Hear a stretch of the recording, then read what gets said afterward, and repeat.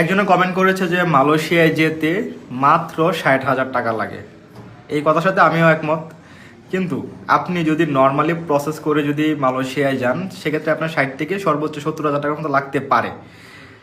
আমরা কিন্তু 60-70,000 টাকার মতো আপনাকে নিচ্ছি না, আমরা কিন্তু পুরাটা হচ্ছে যে কন্ট্রাক্টে নিচ্ছি।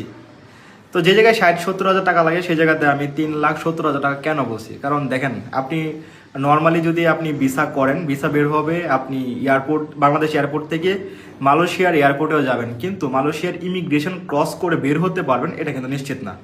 তো যদি আপনি একবার মালয়েশিয়ার ইমিগ্রেশন থেকে বাংলাদেশে ব্যাক চলে আসেন, 60-70,000 টাকা শেষ, একবারে শেষ।